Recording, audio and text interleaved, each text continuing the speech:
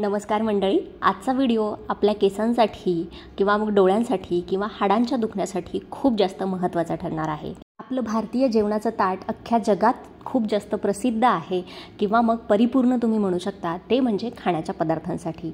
आपल्या जेवणामध्ये किंवा भारतीय किंवा त्यातल्या त्यात महाराष्ट्राच्या थाळीमध्ये किंवा ताटामध्ये डाव्या बाजूला असणाऱ्या चटण्या आपल्या तब्येतीसाठी किंवा आरोग्यासाठी खूप जास्त फायदेशीर ठरतात। चटण्यांची क्वांटिटी अगदी कमी असते, पण आपल्या शरीराला याचा फायदा खूप जास्त होत असतो। म्हणूनच अगदी चमचाभर जरी ही चटणी कुठली असो, मग शेंगदाणा असो, कारळ्याची असो किंवा मग आज मी तुमच्यासोबत जी खूप साऱ्या छोट्या मोठ्या आजारांवर बहुगुणी असणारी कढीपत्त्याची जी चटणी आहे त्याची रेसिपी शेअर करणार आहे। असं पाहायला गेलं तर बऱ्याच पदार्थांमध्ये आपण कढीपत्त्याची फोडणी करतच असतो, कढीपत्ता घालत असतो, पण आपण जो पदार्थ हातात येतो त्यातून हळूच अलगद असं कढीपत्त्याची पानं बाहेर काढत असतो।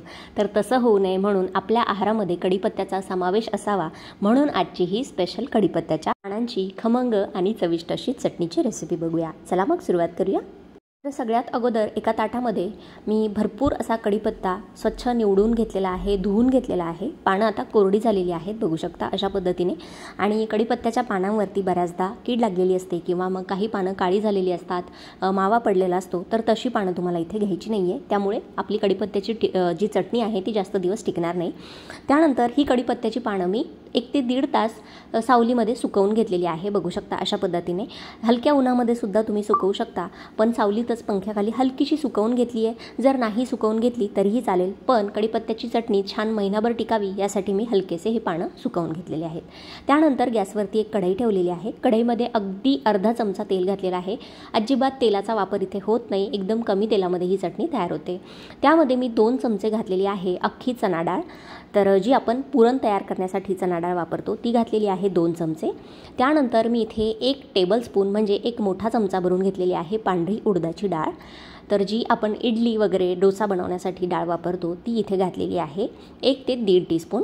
तर डाळीचं प्रमाण तुम्ही कमी जास्त करू शकता, यामुळे आपल्या चटणीला मस्त एक टेक्स्चर येतं, छान खमंग चविष्ट अशीच ही चटणी तयार होते।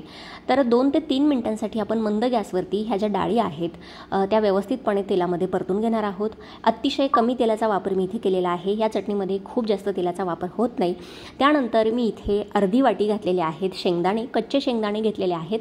शेंगदाणेसुद्धा आपण डाळीबरोबर 2 मिनिटांसाठी मस्तपैकी इथे तेलामध्ये परतून घेणार आहोत। सगळं साहित्य एकाच कढईमध्ये अगदी बनवायची जरी म्हटली ऐनवेळी घाई गडबडीच्या वेळेस तर 5च मिनिटं या चटणीला लागतात। तर ही चटणी नक्की एकदा तुम्ही तयार करून बघा। त्यानंतर मी इथे 2 ते 3 चमचे घातलेले आहेत पांढरे तीळ। शेंगदाणे थोडेसे परतून झाले की मग तीळ घालायचे। परतण्यासाठी किंवा भाजण्यासाठी जास्त वेळ लागत नाही। त्यासोबतच आपण इथे 3 ते 4 लाल सुक्या मिरच्या सुद्धा घातलेल्या आहेत आणि 15 ते 20 लसणाच्या पाकळ्या सुद्धा घातलेल्या आहेत। आता गॅसची फ्लेम एकदम मंद करायची आहे आणि छान अगदी 2 ते 3 मिनिटांपर्यंत आपल्याला हे सगळं साहित्य अशा पद्धतीने परतून घ्यायचं आहे। आत्ताच ही चटणी तयार करतानाच अतिशय खमंग असा वास मस्त घरामध्ये पसरलेला आहे। बनवायला खूप जास्त सोपी आहे, 5 मिनिटाच्या आत तुम्ही ही चटणी तयार करू शकता आणि याचे फायदे तर खूपच आहेत। कढीपत्ता आपल्या सगळ्यांनाच माहिती आहे आपल्या शरीरासाठी आरोग्यासाठी किती जास्त महत्त्वाचा ठरतो, जसं की केसांचं आरोग्य आहे, त्वचेसंबंधी खूप जास्त तक्रारी ज्या लोकांना असतात त्यांनी या चटणीचा समावेश आहारामध्ये जरूर करावा। नंतर आपण हे भाजलेलं साहित्य एका प्लेटमध्ये काढून घेतलेलं आहे आणि त्यानंतर एकदम 2 ते 3 थेंब मी तेल कढईमध्ये घालून जे आपण सुकवून घेतलेले पानं आहेत ते घातलेले आहेत। कढीपत्त्याची पानं इथे सुकवूनच घ्यायची असं काही नाही आहे, तुम्ही ताजा हिरवा गार कढीपत्ता स्वच्छ धुवून कोरडा करून इथे वापरला तरीही चालेल। कढीपत्त्यांच्या पानांमध्ये भरपूर प्रमाणात लोह असतं, आयरन असतं, फॉलिक ॲसिड असतं किंवा विटॅमिन ए आहे, बी आहे, सी आहे। त्यासोबतच याच्यामध्ये भरपूर प्रमाणात कॅल्शियमसुद्धा असतं। साठी हाडांच्या किंवा सांध्यांच्या दुखण्यावर सुद्धा कढीपत्ता खूप जास्त रामबाण उपाय ठरतो। त्यासोबतच ज्या ब्रेस्ट फीडिंग मदर्स आहेत म्हणजे स्तनदा माता आहे त्यामध्ये दूध वाढीसाठी सुद्धा ही कढीपत्त्याची चटणी खूप जास्त फायदेशीर ठरते। तर अशा पद्धतीने आपण हा जो कढीपत्ता आहे 2 ते 3 मिनिटांपर्यंत मस्त कुरकुरीत होईपर्यंत गॅसवरती अशा पद्धतीने परतून घेतलेला आहे। त्यानंतर मिक्सरचं छोटं जार घेतलेलं आहे, त्यामध्ये आपण हे सगळं साहित्य थंड झाल्यानंतर घालून घेऊया आणि मस्त पल्सेसमध्ये तुम्हाला 1 ते 2 मिनिटं याला छान बारीक ग्राइंड करून घ्यायचं आहे। खूप जास्त फाईन याची पेस्ट करायची नाही आणि एकदमच मिक्सर चालू ठेवून सुद्धा ही चटणी बनवायची नाही, नाहीतर मग याचं तेल रिलीज होतं आणि खूप जास्त पेस्ट सारखं याचं टेक्स्चर होतं। त्यामुळे थोडासा मिक्सर चालू बंद करूनच अशा पद्धतीने ग्राइंड करायचं आहे। आहे। त्यानंतर पहिली बॅच ग्राइंड करून झाली की आपण याच्यामध्ये कढीपत्त्याची पानं घालणार आहोत।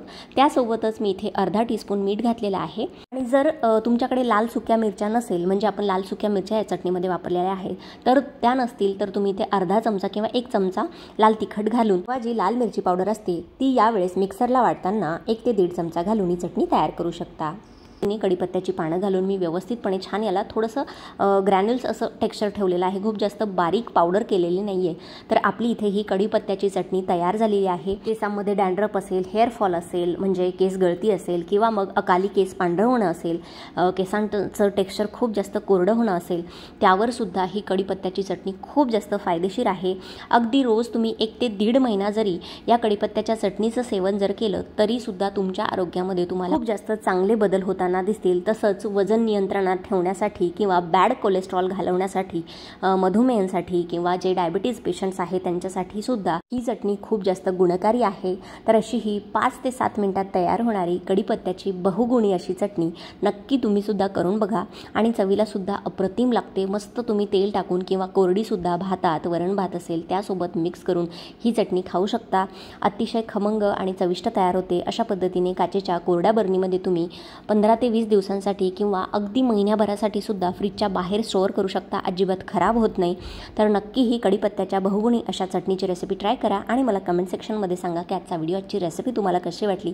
व्हिडिओ जर मनापासून आवडला असेल तर व्हिडिओला जास्तीत जास्त लाईक करा, शेअर करा आणि असेच नवनवीन व्हिडिओज आपल्या चॅनलवरती बघण्यासाठी चॅनलला सबस्क्राईब करायला विसरू नका। चला तर मंडळी, भेटूया अशाच एखाद्या नवीन व्हिडिओसोबत किंवा एखाद्या हटके रेसिपीसोबत। तोपर्यंत धन्यवाद। Thanks for watching. Take care. Bye bye.